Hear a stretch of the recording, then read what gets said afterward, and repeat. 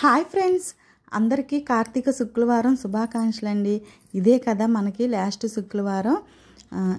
ఇంకా మళ్ళీ శుక్రవారం మనకి అమావాస్య వచ్చేసి కార్తీక మాసం అనేది వెళ్ళిపోయి మనకి పోలీ పాడ్యం అనేది వచ్చిద్దండి.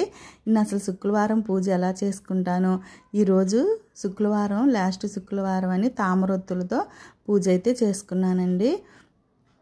పూజ ఎలా చేసుకున్నాను, అసలు ఏ విధంగా చేసుకుంటాను, అసలు లేచిన కాడ నుంచి శుక్రవారం పూజ ఎలా చేసుకుంటానో ఇప్పుడు మీకు నేను చూపించబోతున్నాను అనమాట. ఇంకా పొద్దున్నే అయితే ఇంట్లో పనులన్నీ చేసుకుని తర్వాత స్నానం చేసేసి ఇంకా నేనైతే రెడీ అయిపోయి పూజకైతే రెడీ అవుతానండి. ఇంకా ఇంటి ముందైతే ఫస్ట్గా గుమ్మం ముందైతే వాకిట్లో ముగ్గేసుకోవడానికి ముందు గడపనైతే పూజిస్తాను. ముందు గడపను పూజించిన తర్వాతే ఇంకా ఏ పనైనా చేసుకుంటానన్నమాట. ఫస్ట్ ఇక పసుపు రాసి గడపకి బియ్య పిండితో ముగ్గులతో అలంకరణ చేసుకుంటానండి. ఏదైనా సరే ముందు మనం ఏ పండగకైనా సరే, ఏ శుభకార్యానికైనా సరే, ఏ శుక్రవారం అయినా సరే, శనివారం అయినా సరే మనం ముందుగా చేయాల్సిన పని గడపను పూజించటమే అన్నమాట. ముందు గడపను పూజించి తర్వాత వాకిట్లో మనం చక్కగా పసుపు కుంకాలతో ముగ్గులు వేసుకుంటే ఇల్లంతా కలకల్లాడి మనకి ఒక పాజిటివ్ వైబ్రేట్ అనేది క్రియేట్ అవుతుందన్నమాట. మన గుమ్మాన్ని పసుపు రాసుకుని ముగ్గులు వేసుకోవడం వల్ల ఆ లక్ష్మీదేవి కూడా మన ఇంట స్థిరంగా ఉంటుందండి. మళ్ళీ ఇంకొక విషయం ఏంటంటే మనకి మార్గశిర మాసం వస్తుంది కదా, అందులో గురువారాలు అంటే లక్ష్మీవారాలు చాలా ముఖ్యం. శుక్రవారాలు లక్ష్మీదేవిని బాగా పూజిస్తారనమాట మార్గశిర మాసంలో. దాని గురించి కూడా నేను వీడియో అయితే పెడతాను. నా వీడియోని స్కిప్ చేయకుండా చివరి దాకా చూడండి. అట్లాగే మీకు నచ్చితే లైక్ చేయండి, షేర్ చేయండి, అట్లాగే కామెంట్ కూడా చేయండి. ఇంకా గడప మీద అయితే ముగ్గేసేసుకుని బియ్య పిండితో ఇంకా పసుపు కుంకాలు అయితే పెట్టేసుకున్నాను అనమాట. ఏంటో కదా, గడపను అలంకరించినాక చాలా అందంగా కనిపించింది కదా గడప. అదిగాక ఈరోజు మా బాబు పుట్టినరోజు అనమాట. ఇంకా మా బాబు పుట్టినరోజు అని చెప్పేసి మళ్ళీ వాడు శుక్రవారమే పుట్టాడు, మళ్ళీ తనకు కూడా శుక్రవారమే, ఇన్ని సంవత్సరాల తర్వాత శుక్రవారమే వచ్చిందనమాట. తను శుక్రవారమే పుట్టాడు కదా, అమ్మాయి పుట్టిద్దేమో అనుకున్నా, కానీ రెండోసారి కూడా అబ్బాయే పుట్టాడండి. ఇంకా అదంతా మా అబ్బాయిని కూడా అందరూ బ్లెస్సింగ్ చేస్తారని నేను కోరుకుంటున్నాను. ఇంకా గడపను పూజించుకున్న తర్వాత వాకిట్లో కూడా ముగ్గేసుకోవాలి కదా. నేను ఎప్పుడూ అంటూనే ఉంటా కదండి, శుక్రవారం వస్తే మాత్రం నేను కంపల్సరీగా పీట ముగ్గే వేసుకుంటానన్నమాట. ఎక్కువ శాతం పద్మం వచ్చి మధ్యలో పీఠం వచ్చేటట్లుగా పీట ముగ్గు వేసుకుంటాను.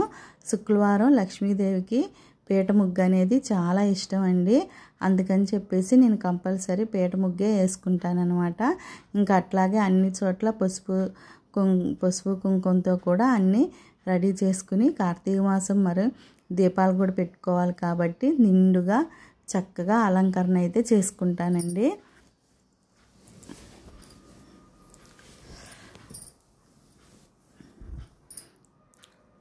మా ముగ్గు కనుక నచ్చితే మీరు లైక్ చేయండి. నాకు వచ్చినట్లుగా వేస్తానులేండి. నాకు అంత బాగా అయితే ముగ్గులు అయితే రావులే. కొంతమంది బాగా వేస్తారు, నాకు అంత పర్ఫెక్ట్గా ముగ్గు వేయటం రాదు. ఏదో నాకు వచ్చినంతలో వేసుకుని పసుపు కుంకాలతో, కానీ ఎంత రాని ముగ్గు అయినా సరే పసుపు కుంకాలు కనుక వాకిట్లో వేసుకుంటే చాలా అందంగా కనిపిస్తాయండి. అసలు ఆ ముగ్గుకే అందం వచ్చింది ఏందో ఆ పసుపు కుంకుమలోనే ఉందనుకుంటా. ఇంకా ఇంటి ముందు అయితే కార్తీక దీపాలు కూడా పెట్టేసుకున్నాను అనమాట. ఇంకా అలాగే కాళ్ళకి పసుపు కూడా రాసేసుకుని ముందు మనం కూడా నిండు ముత్తైదులాగా రెడీ అవ్వాలి. అంటే మెల్లో తాడు, కాళ్ళకి పసుపు, చేతికి గాజులు, తల్లో పూలు, నుదుటిన బొట్టు అంటే పాపిట్లో బొట్టు, ఇవే 5వ తనానికి మనకు గుర్తు అనమాట. ఇంకా అన్నీ పూర్తి చేసుకుని మనం 5 లోపు తులసమ్మ దగ్గర కూడా పూజ చేసుకోవాలి. మనం తెల్లవారికి ముందే కార్తీక మాసం కదా, కార్తీక మాసం కాకుండా వీటి రోజుల్లో అయితే తెల్లారిపోయినా అన్నట్టుగా అయిపోయినా పర్వాలేదు అన్నట్టుగా పూజ చేసుకోవచ్చు. కానీ కార్తీక మాసం కాబట్టి తెల్లారక ముందే మనం తులసి కోట దగ్గర పూజ చేసుకోవాలి. వాళ్ళ శుక్రవారం కదా, తులసి కోట దగ్గర కూడా పసుపు రాసి చక్కగా నీట్గా ముగ్గు పెట్టుకుంటున్నాను అనమాట. ఇంకో విషయం ఏంటంటే మొన్న కార్తీక పౌర్ణం రోజు మేము ఇంట్లో నలుగురు 365 ఒత్తులు వెలిగించాం కదండి. ఇక్కడ మాకు ఎక్కువ ప్లేస్ లేదు కదా, అందుకని ఆ వేడికి ఆ తులసాకులన్నీ రాలిపోయినాయి అనమాట. అంటే మనకి అంతా ఆవిరి వచ్చేసిద్ది కదా, ఆ వేడి ఆకులు తట్టుకోలేక అన్నీ రాలిపోయి కాస్త చెట్టు అనేది కొంచెం డల్ అయిపోయిందండి. ఆ వేడి సెగ వల్ల అట్లా అయిందనమాట. అంటే కార్తీక పౌర్ణమి అయిన మరుసటి నుంచి కాస్త ఆకులన్నీ వడబోయినట్టు అయిపోయినాయి. ఏంటా అని గమనిస్తే అప్పుడు అర్థమైందనమాట. ఈ వేడి అంతా సెగంతా తులసి చెట్టుకి వెళ్ళింది అని చెప్పేసి. అంటే ఎక్కువ ప్లేస్ లేదు మనం ఎడంగా పెడతానికి కూడా, అందుకని చెప్పేసి అలా జరిగిందనమాట. అందుకని ఎప్పుడైనా దీపాలు పెట్టుకునేటప్పుడు చూసి పెట్టుకోండి. ఎందుకంటే నాకు జరిగింది కదా, ఆ ఎక్స్పీరియన్స్తో మీకు కూడా చెప్తున్నాను అనమాట.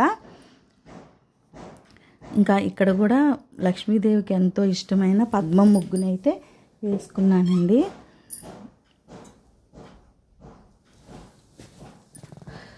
అలాగే దీపారాజనకి నేను ఈ 360 ఈ కార్తీక మాసం 30 రోజులు, 360 కాదులేండి, కార్తీక మాసం 30 రోజులు తులసమ్మ దగ్గర మాత్రం ఆవు నెయ్యితోనే దీపం పెడతానన్నమాట. మిగతా దేవుళ్ళ దగ్గర అయితే ఒక సోమవారమే ఆవు నెయ్యితో పెట్టి మిగతా రోజులు నువ్వుల నూనెతో పెడతా. కానీ ఇక్కడ మాత్రం తులసమ్మ దగ్గర మాత్రం ఆవు నెయ్యితోనే ఈ 30 రోజులు దీపం అయితే పెట్టుకుంటానన్నమాట. అలాగే తాంబూలం కూడా సమర్పించి తులసమ్మకు కూడా పువ్వులు పెట్టి అమ్మను కూడా అలంకరించుకుని ఇప్పుడైతే దీపారాధన చేస్తున్నానండి. మనం దీపారాధన చేసేటప్పుడు ఈ మంత్రాన్ని చదువుకుంటే దీపారాధన చేస్తే చాలా మంచిదనమాట. శుభం కరోతి కళ్యాణం ఆరోగ్యం ధన సంపద శత్రుబుద్ధి వినాశాయ దీపం జ్యోతి నమోస్తుతే అనుకుంటే, ఈ మంత్రం చదువుకుంటా మనం దీపారాధన చేసుకుంటే మనకంతా మంచిగా జరుగుతుందనమాట. అలాగే దీపారాధన అయిపోయింది, తాంబూలం కూడా సమర్పించేశాను స్వామివారికి. ఇప్పుడు ధూపం కూడా చూపించేశాను. ఇంకా మనం నెక్స్ట్ ఏం చేయాలి, హారతి ఇవ్వడమే కదా. ఇక అలాగే స్వామివారికి హారతి కూడా ఇచ్చేసుకుని తులసి కోట దగ్గర పూజ అయితే పూర్తి చేసుకుంటానన్నమాట. గంట అయితే కొత్తదైతే కొనుక్కొచ్చానండి. మరి అక్కడ మర్చిపోయాను కదా, మనకి గంట లేనిదే మనకి పని జరగదు, అందుకని గంట కూడా కొనుక్కొచ్చాను. ఇంకా సోమవారికి ఇప్పుడు హాయిగా ఉందండి, గంట కొట్టుకుంటా హారతిస్తే అమ్మయ్య ప్రశాంతంగా ఉందన్నమాట. గంట 2 రోజులు లేకపోతే నాకైతే ఏదో పిచ్చెక్కినట్టు అనిపించేసింది. హారతి పూజ చేస్తున్నా కూడా మనశ్శాంతి లేకుండా చక్కగా హారతి అయితే ఇచ్చి తులసమ్మకి చెంబుడు నీళ్ళు అయితే పోస్తున్నాను అనమాట. మనం ఖచ్చితంగా పూజ అవ్వగానే తులసమ్మకి నీళ్ళు అయితే పోయాలండి. ఇంకా ఇట్లా తులసి పూజ అయితే ఇలా పూర్తి చేసుకున్నాను శుక్రవారం రోజు.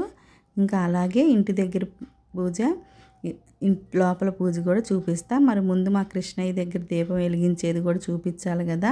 మన కృష్ణయ్య దగ్గర కూడా ప్రతిరోజు వెలిగించకపోయినా శుక్రవారాలు శనివారాలు మాత్రం ఖచ్చితంగా కృష్ణయ్య దగ్గర కూడా దీపం వెలిగిస్తానండి. మరి మా చిన్న కృష్ణయ్య దగ్గర దీపం ఎలా మర్చిపోతానండి, మా కృష్ణయ్య దగ్గర దీపం పెట్టుకోవాలి కదా. అసలే నాకు కృష్ణుడి బొమ్మ అంటే చాలా ఇష్టం అనమాట. కృష్ణయ్య దగ్గర మరి దీపమే పెట్టుకోకుండా ఎలా ఉంటాను. దీపం పెట్టంగానే కృష్ణయ్య దగ్గర అదొక వెలుగు వచ్చేసిద్దండి. అదేంతో తెలియదు కానీ ఇలా కాంతల్లే వచ్చిద్ది అనమాట. అసలు చాలా బాగుంటుంది. ఆ దీపం కూడా చాలాసేపు వెలిగిద్దండి. ఇంట్లో ఉన్న అన్ని దీపాలు కొండెక్కినా కూడా ఈ కృష్ణయ్య దగ్గర దీపం మాత్రం అసలు చాలాసేపు వెలిగిద్ది అనమాట. భలే మనసుకి ప్రశాంతత అనిపించిద్ది. వెళ్ళేటప్పుడు వచ్చేటప్పుడు ఇంట్లో తిరిగేటప్పుడు ఆ దీపం ఎదురుగా చూస్తూ ఉంటే అసలు మనసుకు అనేది ప్రశాంతంగా ఉండిద్దండి. ఇప్పుడు ఇక్కడ దీపారాధన చేసుకున్నాం దేవుడి గుట్లో. నేను తామరొత్తులు అన్నాను కదా, అదిగోండి మీకు కనిపిస్తుంది కదా, మనకి షాపుల్లో అమ్ముతున్నారనమాట. చక్కగా 5 పద్మాలల్లే వచ్చి మధ్యలో ఒక ఒత్తు వచ్చి ఉంది. ముందుగా అయితే దీపారాధన చేసుకుని ఆ తర్వాత ఇంకా ఆ 5 తామర ఒత్తుల దీపారాధన కూడా అమ్మవారికి నేను చేస్తున్నాను అనమాట. ఇదిగోండి చూపిస్తున్నాను కదా, ఇట్లా 5 రేఖలల్లే వచ్చి మనకి చక్కగా భలే వచ్చిందండి. దీన్ని ఇప్పుడు నేను నువ్వుల నూనెతోనే వెలిగిస్తున్నానండి. నువ్వుల నూనె పోసి చక్కగా దాన్నంతా తడిపి ఇప్పుడు కానీ ఈ దీపం అసలు ఎంత బాగా వెలిగిందంటేనండి, అసలు నాకు భయం వేసిందనమాట.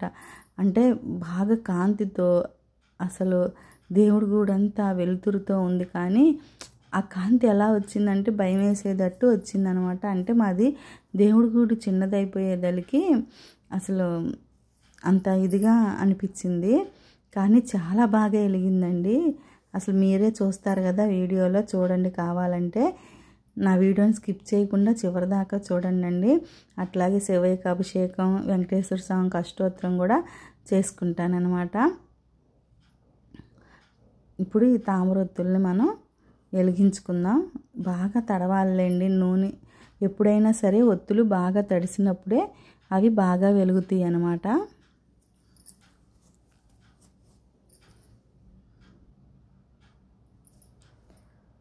ఇప్పుడు దీన్ని దీపారాధన చేసుకుందాం. ఈ తామరొత్తులు కూడా వెలిగించుకుందాము.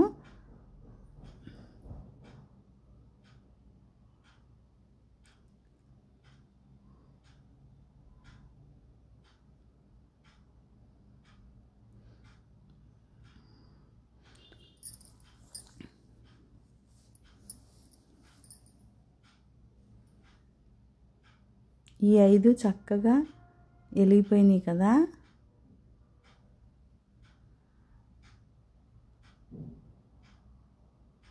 చూడండి దీపం ఎంత బాగుందో.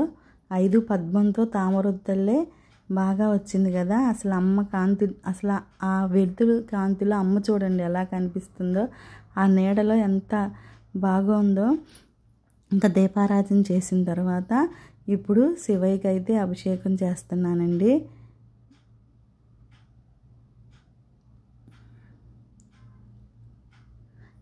ఇక శివయ్యకి అయితే అభిషేకం చేసుకుని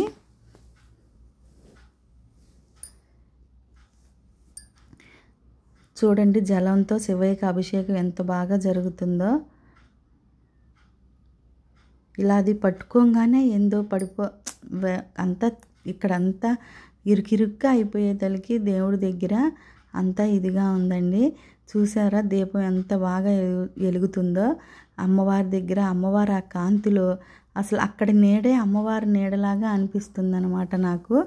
ఇంకా స్వామివారికి చక్కగా అలంకరణ చేసుకుని శివయ్యకి 3 పుష్పాలు పెట్టుకుని చక్కగా వైలెట్ కలర్ చామంతి పువ్వులతో అష్టోత్తరం అయితే చేసుకున్నాను స్వామివారికి.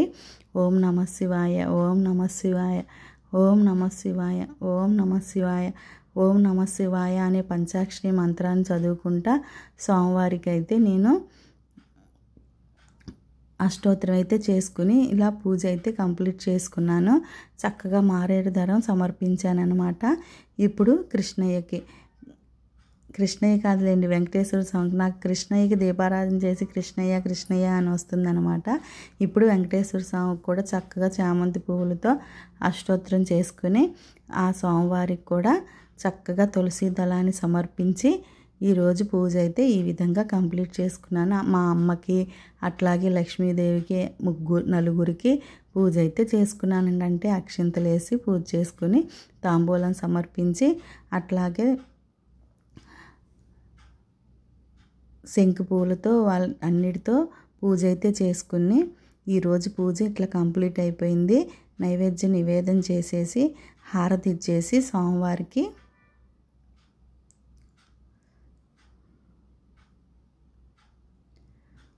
ఈరోజు పూజ అయితే ఇలా ముగించుకున్నాను అనమాట. మీ అందరికి కనుక నా పూజా విధానం నచ్చితే లైక్ చేయండి, షేర్ చేయండి, సబ్స్క్రైబ్ చేయండి. సబ్స్క్రైబ్ చేయడం మర్చిపోమాకండి. సబ్స్క్రైబ్ అస్సలు చేసుకోవట్లేదు. అందరూ సబ్స్క్రైబ్ చేయండి. కొత్తగా చూసేవాళ్ళు నా పూజా విధానం నచ్చితే నాకు సబ్స్క్రైబ్ చేసి నన్ను ముందుకు నడిపించి ప్రోత్సహిస్తారని నేను కోరుకుంటున్నానండి. ఖచ్చితంగా నా పూజ ఎలా ఉందో కామెంట్ అయితే చేయండి. నేను ఇంట్లో పూజని ఈ విధంగా అయితే చేసుకుంటానన్నమాట. శుక్రవారాలు చక్కగా దుర్గాదేవికి అష్టోత్తరం, లక్ష్మీదేవికి అష్టోత్తరం, దుర్గాదేవికి ఒక్కోసారి పసుపు కుంకాలతో అభిషేకం కూడా చేసుకుని అమ్మవారిని నా ఇంట్లో కొలువు తీరేటట్లు నమస్కారం చేసుకుంటానన్నమాట. ఆ అమ్మ దయ అందరి మీద ఉండాలని నేను కోరుకుంటున్నానండి. అట్లాగే అందరూ బాగుండాలి, అందులో నేను ఉండాలి, ప్రతి ఒక్కళ్ళు బాగుండాలని చెప్పేసి నేను ఆ అమ్మవారిని కోరుకుంటున్నాను. పూజ అంతా కంప్లీట్ చేసుకుని బయటికి వెళ్ళి చూడంగానే సూర్యోదయం కనిపిస్తుందండి. ఈ సూర్యోదయం చూస్తుంటే ఉంటుందంటారు, అసలు ఎంత మనసు ప్రశాంతంగా ఉంటుందో. అక్కడ సూర్యుడు చూడండి ఎంత